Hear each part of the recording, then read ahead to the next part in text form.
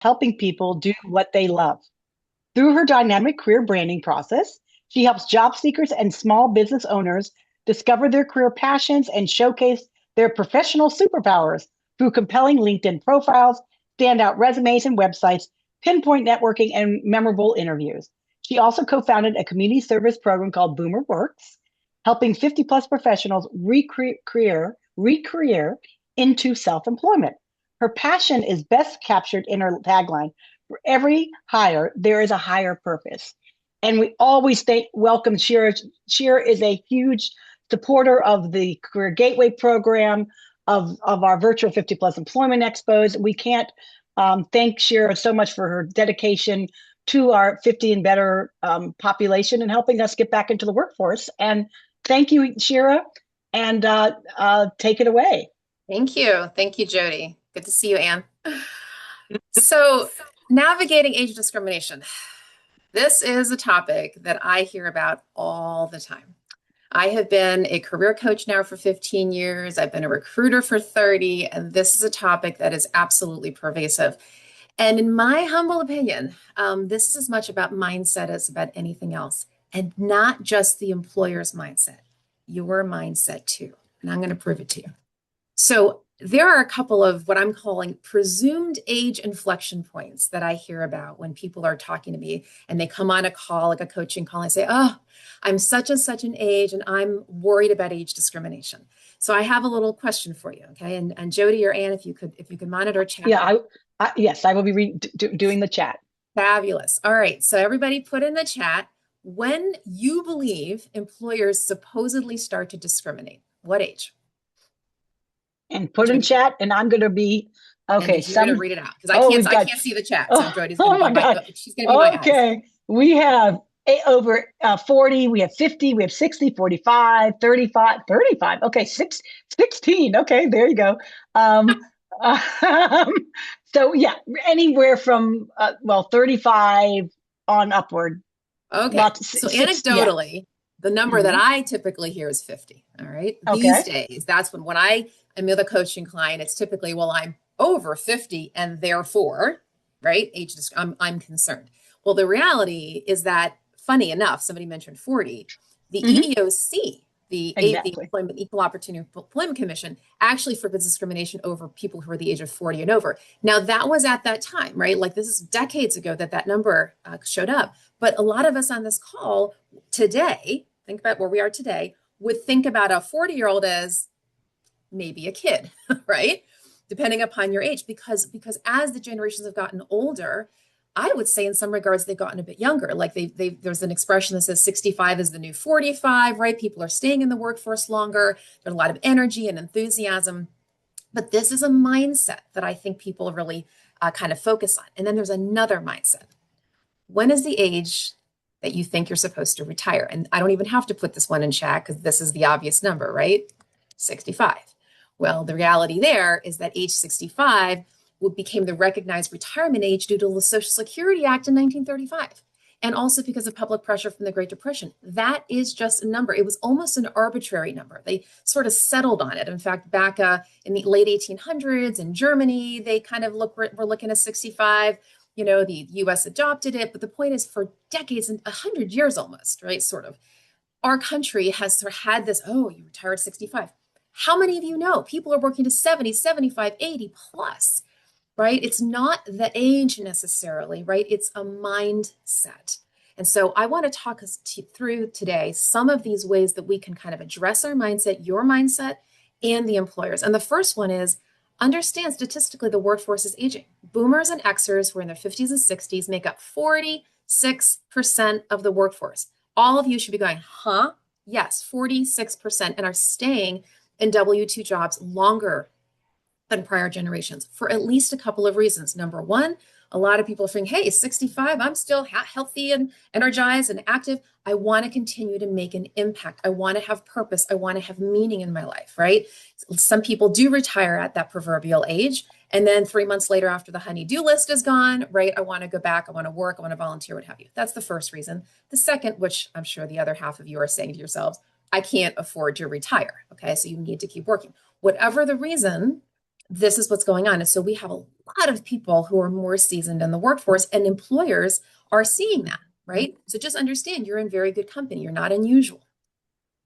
So the first thing I want to do, though, is when we really get into this talk today, is assessing your own mindset. I want you to really think about this for a moment. I have a number of quotes that I pulled in this presentation, and here's the first one, and it's actually from AARP. I'm going to read it because I think it's really powerful, especially the last sentence. If you suspect you're having trouble landing a job because of your age, the first thing you need to do is take a step back. The stereotypes about getting older are such a part of our culture that it's only natural to believe they may apply to you. For example, if you think older people don't know how to use technology as well as younger people, that's ageism. How about that? Right? I'm going to get up in your grill here. Change your mindset.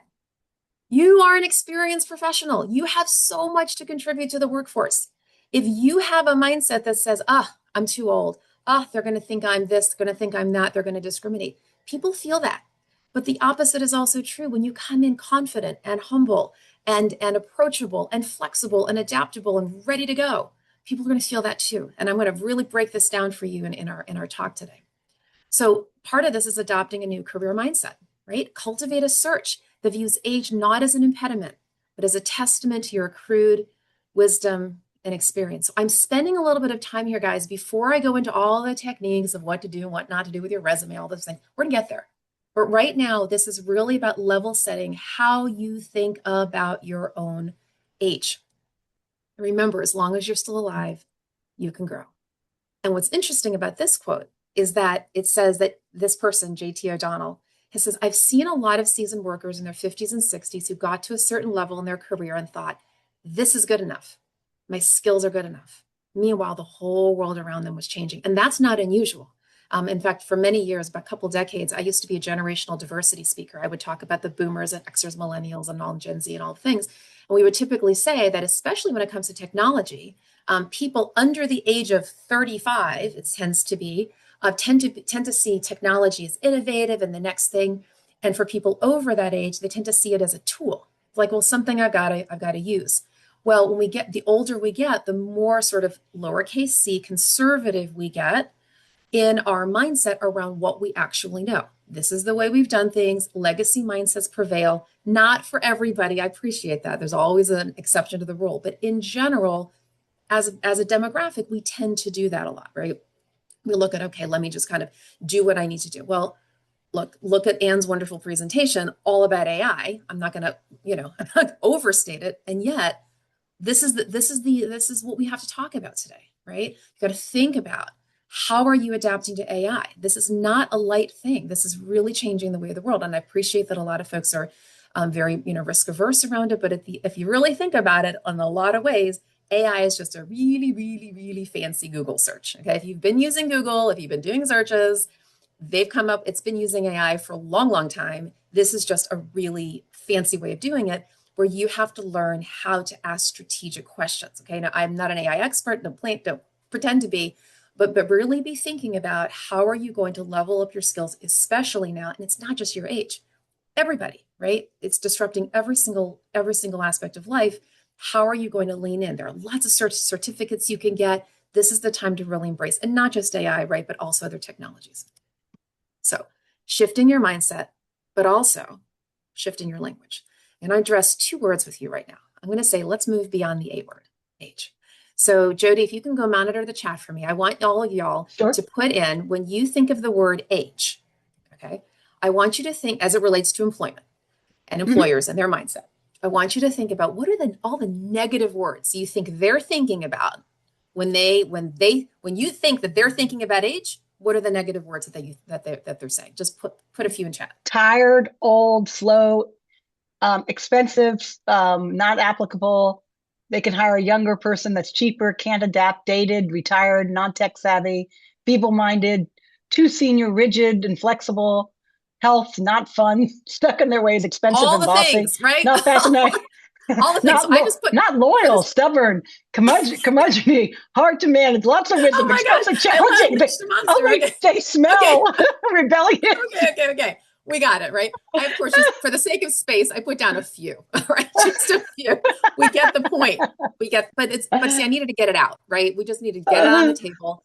These are the things, right? These are the things that everybody that you think they're thinking about and not for nothing, a lot of them actually are.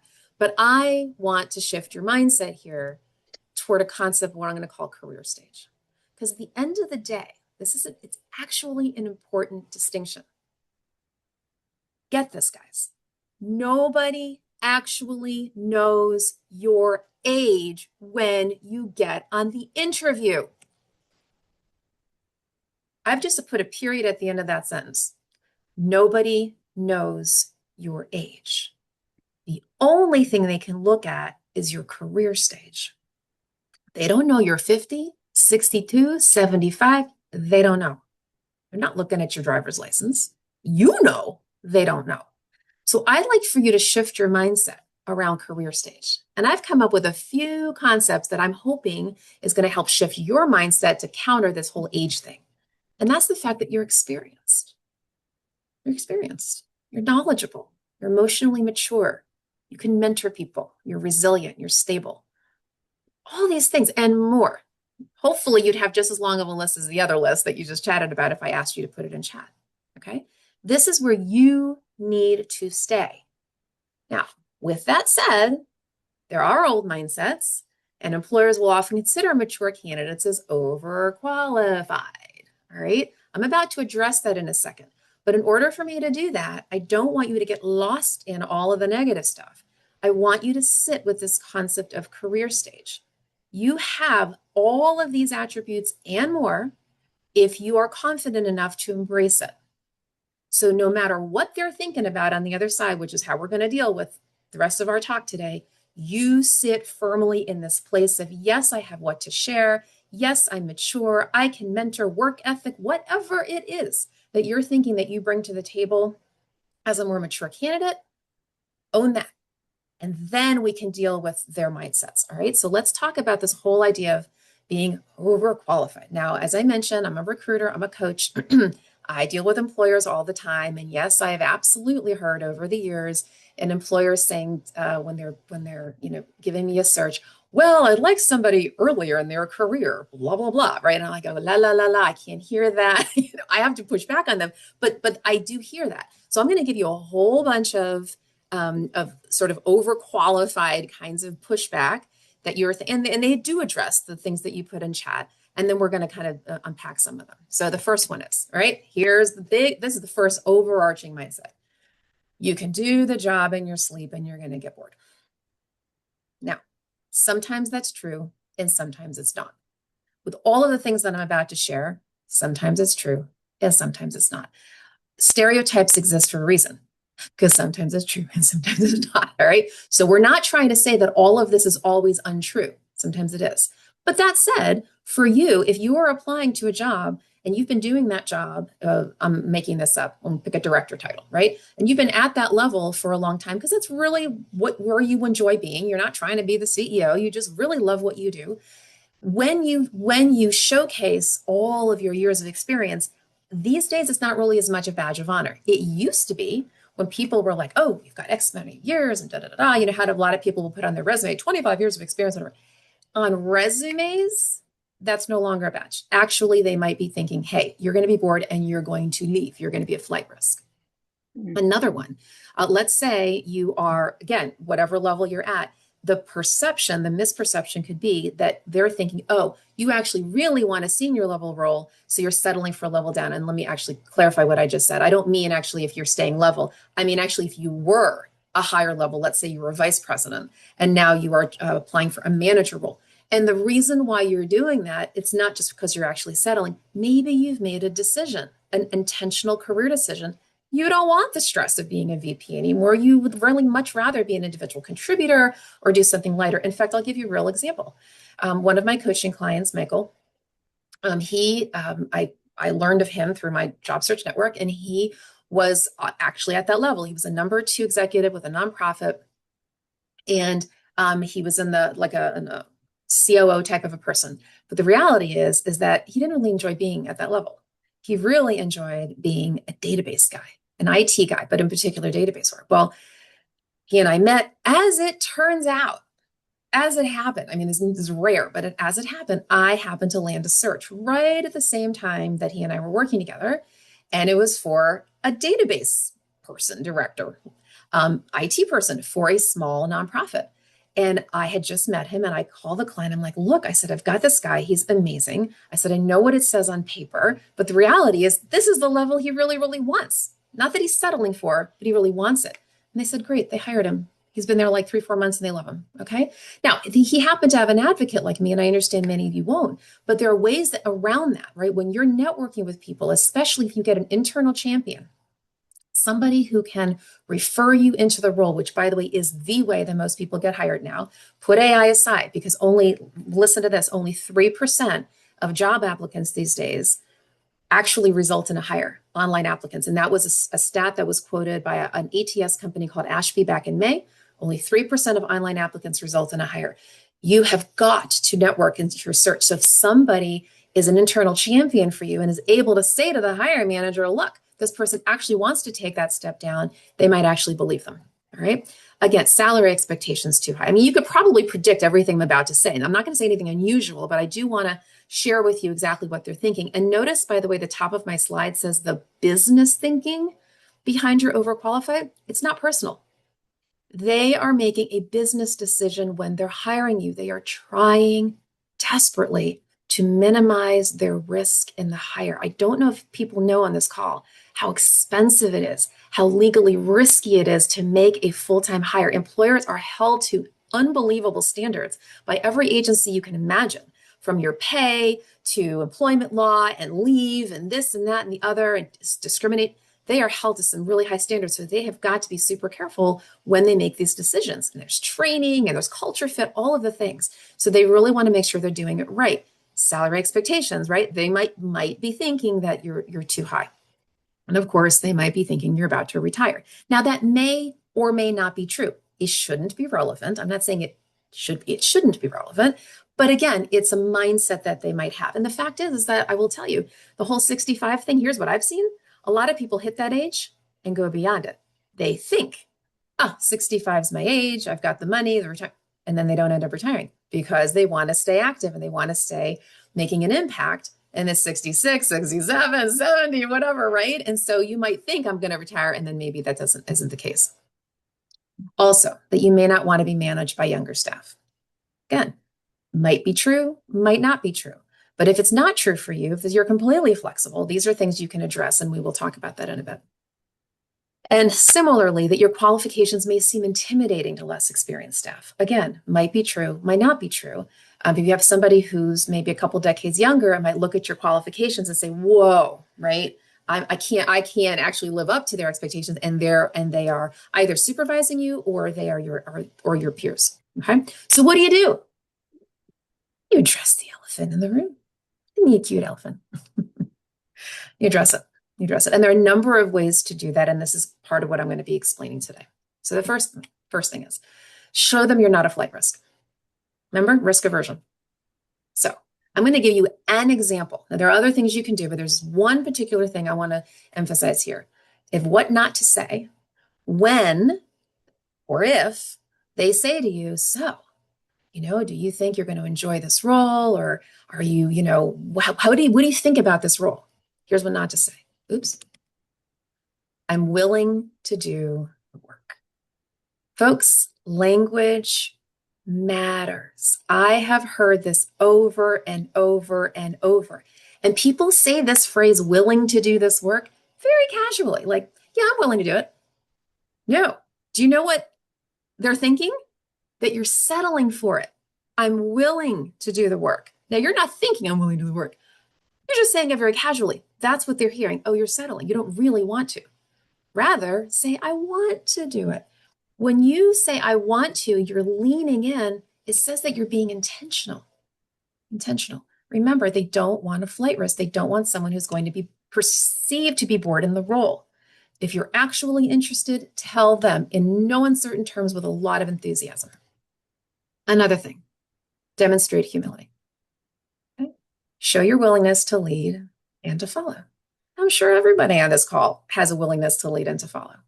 But part of this is a balance. Remember, I was sharing with you earlier about your career stage. Yes, be confident. Yes, exude your resilience and all of those things. And your humility needs to show. I call it confident humility. Okay. So also show your adaptability, right? Most employers believe that experienced professionals resist change. Look at my little chameleon here. Okay. Your job is to show examples of how you've embraced innovation or navigated disruption. Okay. How do you do that? Right? You've got to be thinking about examples in your professional experience, right? Everybody's gone through disruption. You've gone through disruption. You've helped organizations. You've helped your department, right? Navigate change when there's a new project that comes in, the sector is disrupting, right? Whatever it is, you have had a lot of resilience. You've had a lot of adaptability. This is one of the things, especially right now, because things are disrupting so rapidly. They want to know that you have adaptability. And then show your confidence, not your desperation. As I said earlier, people can tell. They can tell. I love this picture of this woman. I think she's got confidence. She's not looking desperate. She's like, hey, I'm embracing my career stage. I got this, right? And when you do that, right, things really change because people can feel that confident humility too. So if you sense age bias, as this quote says, try to own the room, own the conversation, right? Confidence is contagious. If you show up worried about how others are going to perceive your age, it shows. I think I've made my point, right? Confident humility. So now here, practical tips you've been waiting for, because I don't know what you guys have been putting in the chat, but if you have been, these are the things that you're likely going to be addressing. So I'm just going to go run through them. Okay, all the little things that I tend to hear. All right, here we go. So what do you do with your resume? What do you do with your LinkedIn to avoid this bias? First of all, remove older work and graduation dates. This, let me just officially say it, okay? Because I get this question all the time. So Shira, how many years should I go back on my resume? It's a very legitimate question. Now, you're going to hear different responses. I'm not saying that mine is the only response. There are other people who have different perspectives, but here's mine. Mine is, number one, on your resume, go back about 20 years. Why do I say that? To me, 10 years is too late, especially if you're at least a mid-level or above. It's going to make it look like you have too little experience. So about 20 years works. And then you say, well, but I have some really important experience prior to 20 years. If that, and I want it's a big if that is the case, what I mean by that is if you have something very notable. I'll give you an example. Many years ago, I was coaching somebody. She's a communications, type of strategist. And she actually won a Pulitzer. She, in her early career from XYZ newspaper, okay, she put it on her resume. I'm not saying you have to have a Pulitzer in order to do this, but if there's some important company you worked for or something you did that you think is very, very relevant, what you can do is have what we'll call a prior work experience section. And underneath that, you put company title, no dates. So you go about 20 years. And I recognize this may or may not work for you depending upon how, the job that your earlier job and how, if it goes over the 20 years, you have to make a decision, but that's my approximation. By the way, on LinkedIn, you can't do that whole prior work experience thing because everything that you do in the experience section of LinkedIn is date. Like you have to put the dates in. So you're going to have to go to that 20 years and then stop. Could be 15, right? But I wouldn't say just 10. And then graduation dates, strip them out. Most of you already know that. You can strip them out on your resume, and thankfully you can do that on your LinkedIn too. And in order to do that on LinkedIn, right now, if you have your date, just go to your little pencil on LinkedIn, and then where it has all of the years, go up to the top where it just says the word year. Click on that, and then it'll remove the years. Okay. Shira, some people have asked, what if in an application they specifically say, when did you graduate? That is a great question. Mm-hmm. So here's the thing. If you can avoid answering it, avoid answering it. You may not be able to, and I would, if I were their consultant, I'd say, please remove that question from your application. There's only so much you can do there. If you can avoid it, just avoid it. That's it. If you're required to, and you literally cannot hit the next button unless you fill it out, you have no choice to do it. But do whatever you can on your side to avoid it. Okay. All right, this one should be no surprise these days. Please update your email. We all know, don't do AOL. It's not just AOL. It's Hotmail. It's other things too. I'm not saying you can't have Verizon.net or you can't have Outlook.com. Oh, that's fine. Gmail's, more of the modern one. I'm not going to be religious about this, right? But definitely, if you have a really, really old email account, best to update it. All right. Eliminate outdated tech terms. So here's what I mean by that. Different professions have evolved with their technology. And so your job is to really, really stay current. What is actually appropriate now? Don't use the old terminology. Even if you know it, if it's not relevant, it could make you look outdated. So best to stick with the tech terms that actually are very relevant for your profession right now. Likewise, use current industry terms. Again, jargon changes. People change the way they speak, in the marketing world, which is changes all the time. I've watched the language change, in terms of how people talk about marketing. And then they started saying Marcom, and in technology, they say Martech. And then they said digital marketing, then omni-channel marketing, and all the things, customer service. Well, it used to be customer service. Then it was customer experience. Then it was customer excellence and all these things. So just make sure that you're really, really staying up to date. And besides which too, even though we're not talking about resumes here per se, and going back to Anne's talk about AI, not only are a lot of employers using, or some employers are using AI for their interviews. What I will tell you, the latest stat, is that about 90% of employers are using AI to screen the resume. Maybe not for interviews, but the resume. And therefore, you have got to use the same language on the job description in your resume. I don't mean plagiarize in the sense of just airlifting the entire thing. But you do need to pull phrases as appropriate. So, for example, if the job description says you must be you must be proficient in X skill. If you only said knowledgeable in X skill, it might scream out.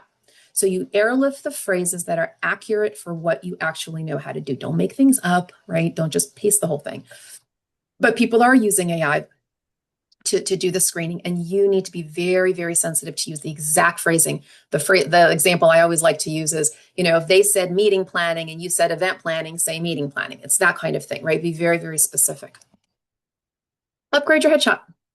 And I mean that in a couple of different ways. I mean that, number one, in terms of just your overall professionalism, right? And I would say this for anybody. I don't care about age, just in general. You want to have a headshot that really reflects who you are as a professional, your enthusiasm, a little bit of your personality, the crispness of your appearance, all of that. Really take the time. I don't mean you have to go spend $350 to get a professional headshot. Thankfully, most of us have smartphones, and you can go get somebody to stand you against a wall, put on your suit or whatever it is, and do a decent shot.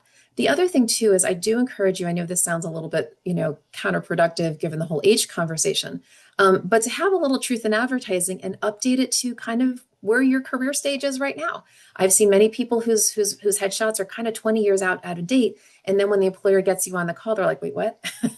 And so just own that. And again, I recognize what I'm saying is counterproductive, because on the one hand, I'm saying, oh, remove the older work dates and all of that. But at the same time, right, we have dissonance in life. So I'm acknowledging the dissonance in what I'm saying, that when they see you, you don't want them to sort of be shocked. So, but one of the things you can do if you're going to upgrade to kind of where you currently are in life, again, is to make sure that you have that energy, that enthusiasm, that you're raring to go. Okay. People need to know who you actually are. In the interview, and I know Anne's done a lot of work on prepping you for interviews in general. Here's more of the age sensitivity angle to it. Focus on your accomplishments, not your tenure. Okay. This isn't, again, about how long you've been doing X. This is about the value you can add and have added. Anne talked about star stories. There are other ways that you can share this. The one that I happen to like is get CAB story, challenge, action, benefit. Lots of ways to tell those stories, but you focus on your value, you focus on results, you focus on outcomes, not focusing on your tenure. Again, demonstrating flexibility. There's so many ways to do that, but you want to be sensitive. This is the reason why I'm sharing all of these tips with you, is because we're trying to overcome mindset, not just yours, but in this case, theirs. If you already understand that they might be coming to the interview with some of these objections, like, oh, this person has a different career stage and they are inflexible. Well, you are flexible, so you want to already be thinking about that. You don't even have to wait for interview questions to be addressed. You can be anticipating some of these objections and weaving them into your conversation and think, oh, if they're thinking I'm inflexible, what can I say in my STAR story, my CAB story, to demonstrate my flexibility? That kind of thing. Again, keeping your appearance crisp. So this is in the interview. I know Anne talked about the lighting and all those things. Absolutely. Do all of that. And again, make sure that when you show up, you're showing up your very, very best self. You don't want anything, right? I said this at the bottom of the slide. You don't want anything that'll distract the employer from focusing on your value. Being assertive about salary. All right, I'm going to talk about this for a minute. And I would share this kind of tip with any age group, right? But I'm especially going to share it here because on the one hand, yes, they might be thinking that you're too expensive.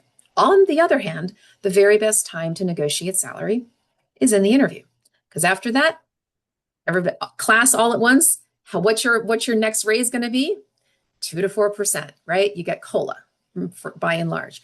So this is the time to do it. Now, I'm not saying blow yourself out of the market. You need to be thinking about a salary that is realistic, aspirational on the high end, but also realistic. There are different ways to do that. Yes, you can go to salary.com, you can go to Glassdoor. That may or may not give you the best results, but you want to be just sort of thinking about doing an environmental scan. Yes, what you've been making, what your colleagues have been making. You may even want to talk to HR, do some research, especially if you're doing any sort of career pivot. What does that sector pay? If you're a former federal employee, if you're going to the private sector, salaries are very, very different. Size of an organization matters very much. Smaller organizations tend to pay lower and larger tend to pay more for different levels. You could be a director level at a nonprofit and be making, I don't know, 120, and you could be going to a Fortune 500 company and literally make 3 times that for the same title.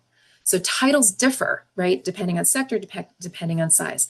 So you need to be sort of thoughtful about that. And let me share one more thing. Again, just about the whole salary conversation. I'm going to spend a minute on this. We have in this country have had for the last number of years what we call a pay equity movement. And the pay equity movement has been designed to help level out individuals, particularly women. That's where it started, but I would sort of include any marginalized population or anybody who identifies as marginalized, to level out salary, because historically, marginalized communities, particularly women, have been underpaid. Well, if you've been underpaid and an employer says to you, if the employer doesn't post salary and says to you in the interview, oh, so what are you looking for? Or if they say to you, what was your last salary? And you've been making X, well, guess what? What are they going to continue to pay you? X. Because they're trying to make a good business decision. It's not personal. They're trying to get away with what they can get away with. And this is why, and I don't mean to sound like Bernie Sanders here, but wages have been flat and falling in this country for the last 40 years. People are pressing, and not CEO salaries, unfortunately, but everybody else has pretty much been level set. And so your ability to negotiate well is really important. So what do? What's happened is that in the pay equity movement, in a number of states in the union, about 20 some odd states now, you have states that are saying, no, we're not going to do this anymore. We're not going to put the candidate in an unfair position. So a couple things have happened. Number one, some states, Colorado is actually the most strict about this. They'll say, if you're an employer in the state of Colorado, you must post a salary range. Okay, that gives people an opportunity to see what the range is. And then the employer is not allowed to ask about your salary history. They can technically still ask, what are you looking for? Which is very similar to where you've been, because when you think of what you're looking for, it's typically relative to where you've been. But many employers know not to do that. And so they'll simply say something like, well, are you within the range? And then you say yes or no. Well, here's the thing. Some things going on around that. Number one, some employers are checking the box. They're not really posting a range. They're saying, oh, the range is 100 to 200. They might as well not post a range. They're checking a box. Your job, right, is to go for the top of the range. So if you see that there is a range posted and they say, are you within our range? Presuming the following is true, say, actually, I am. However, I'm at the very top. And that manages the employer's expectations. And then there's something else you should know. By and large, and here's the exception to this rule, if the employer posts a number, kind of like one of those GS salaries, where it's like, it's the salary is $124,502 kind of a thing. This, what I'm about to say, does not apply to that. But if they post those round numbers, it's 120, 000, that kind of thing. You should know, here's a tip, right? There is often, I'd say 98% of the time, a $10,000, what I call in parenthesis number, right behind the salary. You don't even know about it. They say the range is 120 to 150. What can they probably pay? 160. Okay, just so you know. You can actually say, I'm looking for the top of your range, but actually what I'm really looking for is, and then you can add that additional 10,000. Don't worry about being screened out. That is definitely within reason. If they have taken the time to interview you, that means they actually are interested in you. They're not going to screen you out because of an additional 10,000. Now, don't say 200,000. Then they'll say, hey, we can't eat. That's too much of a gap. But if you go a little bit above the range, you still have flexibility. They could always say, well, actually the top of our range really is 150. Are you flexible? And then you can just say, hey, well, let's talk about benefits. Okay. And if they don't post the salary range, you can still do something very similar. You can say to them, if they say, what are you looking for? You can say, I'm seeking a total cash compensation package generally in the $150,000 range, or 160 or 180 or 120 or whatever it is. And then when you say that, but again, pick a number, that's your happy dance number, but something that's market realistic. You say that number, then they'll be like, oh, well, again, can't quite go that high. Do you have flexibility? And say, yeah, I'm happy to look at the whole compensation package and talk about benefits. So wanted to spend a few minutes because I know that's an issue for most people. And goes without saying, right? Show energy and enthusiasm. This is all about your confidence, your mindset. You're raring to go, raring to add value. That's the approach that they want to see. Okay. Now, how to tactfully address age issues in your interview responses. What I'm about to show you is a couple of slides. I put the logo in the bottom. There's a company called Max List, and I took this straight out of an article. Okay, so I did not create this language. I'm going to share with you just an example of some interview questions and concerns that people have, and some strategies. And actually, after this slide, I'm going to be giving you some other ways that you can do your own research, okay? But this is just an example, all right? So we're just gonna go through some of these things. I think they're kind of interesting and I want to address them. So the interview question might be, tell me about your comfort level with technology, all right? Well, unspoken concern, you're not up to date. Your strategy, stay up to date, but also proactively bring up industry-specific technology like I mentioned earlier. Another question, how do you function as part of a team? Well, the implication is you won't work well with younger coworkers or managers. Discuss your experience working in a diverse office, wherever you can sort of slip it in. And remember, they may not ask you these questions, but it still might be their mindset. And your job is to sort of, weave it in, okay? Address age gaps. Maybe share an experience where you learned from a younger coworker. Just show that you are very happy and willing to work in a diverse environment. Business is always changing. How do you stay up to date? Well, again, they might be thinking that you're in legacy mode and you're not going to adapt to new business practices. So again, discuss recent trends in your industry, but also avoid being overly critical of new ways of doing business. Not to say you can't have thoughts around how business should be done differently. In fact, if anything, you should, be thoughtful, but don't necessarily criticize just because that's the way we used to do it and, things are being done differently. You want to have an open mindset. Okay. A few more questions. Where do you see yourself in 5 years? Which is a normal question that they can ask anyone. But if they're asking you, it might be because they're thinking that you can look for a job where you can coast until you retire. So the response is, articulating your career vision, why you're excited to work, talk about new goals and challenges you want to tackle. Again, so you see where I'm going with this. Lean in. I'm excited. I want to add value. I'm raring to go. Salary requirements. We addressed this a little bit, but it's right. They're thinking that you're too expensive. And be prepared to discuss salary earlier in the interview process. Let me address that for just a second. You don't know when it's going to come up, okay?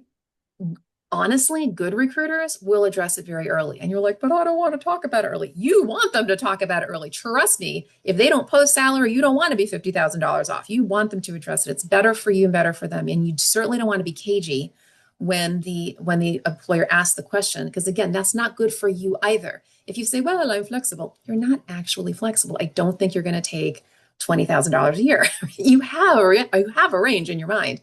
They need to know so they're not wasting time and you're not wasting time. It's much better to address it earlier. But that said, you can say that it is only one consideration in your job search.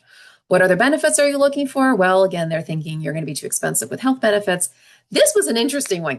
They said suggest to casually bring up fitness-related hobbies. I've never heard that before. I think it's kind of something to consider. I don't know how I feel about it, but if it works for you, why not? But what I do definitely recommend is don't share health-related history at all.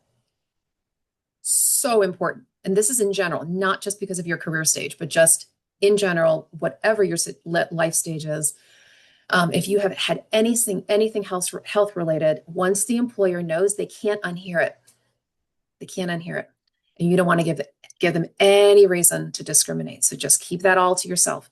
If you have had a gap in your experience because of a health related situation, my recommendation is both on your LinkedIn as well as on your resume, you can say something like either personal sabbatical, or you can say family caregiver, something like that, because you are your own family. You can say, during that time, I was taking care of an ill family member. I'm now ready to go back to work, but do not make it personal. You can say sabbatical, you can say something else. Also on LinkedIn, you may not know this, but relative to any sort of career gap, for a while now, thankfully, LinkedIn has had a little a career break section you can add. So if you go to the experience section on your LinkedIn, and you go to your little pencils, the editable stage, there's a little plus sign. And when you hit the plus sign, yes, you can add a new job. You can also add a career break. And it gives you like 9, 10 different types of responses: bereavement, or gap year, or caring ill family member. I don't know. There are all these different ones that you can choose, and you can pick one. And then quite literally on your LinkedIn, it will show that as a career gap or career break. And then in the description section, you can just write like a one-liner, right? During this period of time, took a break from the workforce, and then I was ready to go back in. And look, and during that time, not for nothing, if you did volunteer work, if you did other things, that's a really good place to let people know what you were doing. Okay. All right. If you're looking, yes. Okay. We're getting close to time. So I will run through. Okay, we're almost done, actually. No worries. Thanks for the time check. All right. If you're looking for other sorts of tips for interview questions, literally in Google, just search for navigating age discrimination in interviews. I put down another article that I thought had some really cool responses. And Jody, I will send you this presentation afterwards, and you can send it out to the folks. Okay. That's perfect. And this one, I want to wrap up with this. And this is a really cool concept, but I say this a lot. So I want you to think like a small business person. Think like an Inc. Now, P.S., some of you may quite literally want to think not just like an Inc. You actually want to think to become a small business. I do small business coaching in addition to career coaching. And I will tell you that I've helped a number of people, particularly 50-plussers, re-career into self-employment. It's why Jody mentioned I started a community service program called boomerworks.org, to help folks informally do that. But even if you're just looking for W-2 work, think like an Inc. What that means is I want you to imagine, right, as a W-2 searcher, imagine you're a small business and you need to market yourself to an employer. Well, what would you have to do? You have to stay relevant with market needs. You have to be thinking about who your target is, what your value is, right? If I were starting a small business today, I mean, I'm in one for a long time, but let's say I was starting a new one. I'd have to think, who's my target audience? Who am I serving? What's my value? What do I offer? What is the market need? That's exactly how you want to be thinking about as a job seeker, okay? Have a market orientation. You have value. You are here to solve somebody's problem. So you've got to think about who is your target and what is your value. And again, as we've been saying, level up your skills. You've got to be market relevant. And then one of the most important things, as I alluded to earlier, is increasing your network, right? This is the way that most people are landing work these days. And I will share too that, and this is very important for you to think about, because so much of this is done based on relationships, don't worry, really, don't worry if you have not been in touch with somebody in your network for an extended period. It's a blast from the past conversation for them. It could be 5 years, it could be 10 years, it could be 25 years. It doesn't matter. As long as you left on good terms, it's a dormant relationship that can be easily resurrected. I'm sure you've had this happen. You find somebody on Facebook. Oh, Susie, you get on a call. Oh, how's it been going the last 25 years? Like, they're so happy to hear from you. It's the same thing with your professional connections. Do not worry that you've been out of touch for any length of time. It happens, right? People get busy. But relationally, one of the biggest, and I have a whole presentation on networking, which is different than today, but one of the best things you can do is go to your LinkedIn. Hopefully you all have one. And go to your first level connections and do some deep sea fishing. Look at all the people that you have had a relationship with in the past that you've been out of touch with, number one, and particularly focus on those people that you're not only relationally connected to, but professionally, meaning people who do what you do or do similar things to what you do, who might be hearing about opportunities that are not right for them, but could be right for you. They're not your competitors, they're your competimates, right? These are people who play probably in a very similar fish pond to you, and they could often be helpful. All right. And finally, a big word of encouragement. Age is just a number, right? Bernard Shaw said, we don't stop playing because we grow old. We grow old because we stop playing. So let's persist in playing, learning, and flourishing in our careers, rendering age a mere footnote in the expansive narrative of our professional endeavors. So with that, I have a bunch more articles here that I found that I hopefully will be helpful for you, and love to connect with you, love to stay in touch. What I'm also going to do is I'll put into the chat a whole bunch of links for you, okay? And I'm going to share with you here. All right, it's got everything that you would want. I'm just going to run through with you what's here. My contact information is here. This next thing is called Higher Moment Mastermind. I've been running this actually since the beginning of COVID. And it is a free job support group that I've been running. It's every other Friday from 9:15 to 10:15 Eastern.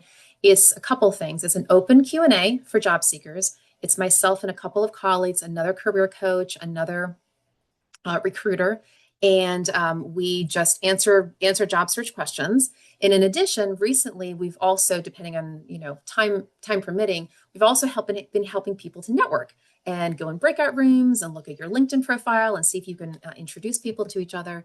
I also have a bunch of job search videos for free on my website, like presentations just like this over the years, probably at least a dozen on there. Boomer Works that I mentioned, free community resource. We used to do monthly educational programs. We've paused on that, but there's over 40 videos on there under the Training Center tab.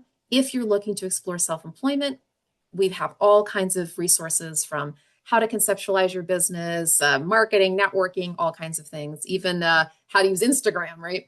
And then if you would like to explore career coaching with me, that is a link to my overview of my services.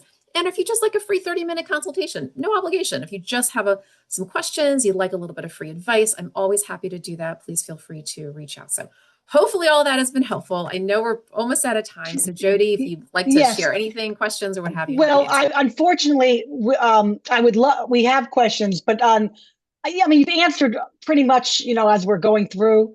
I don't know, Shira, do you have any time to go into chat, or are you limited? I do. No, I'm actually fine for a little while. Okay. So I will do my very best. But like Ann said, anything I can't get to, please feel free to write me, send me a carrier pigeon.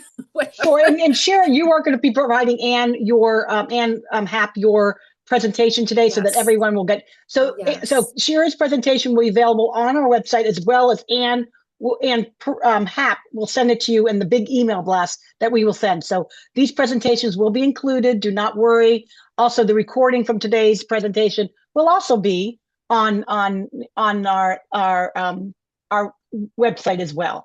So do not worry.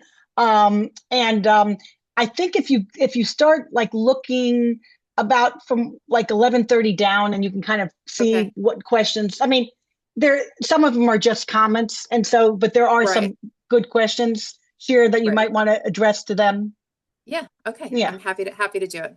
Okay. Well, thank you, Shira. This was great. Many people have said inspirational. Good. Definitely. We're really thankful and grateful for your My pleasure. presentation My today. pleasure. My Thank you, pleasure. Shira. Thank you. Y'all Thank have you. Thank you, wonderful things to Shira. offer. Keep going. Keep serving. Thank you. A lot of questions about salary negotiation, so that goes Sure. towards the bottom. Yeah. My Thank you. pleasure. Thank you. Happy to help. All right. I'll jump in the chat. Okay, Thank you. great.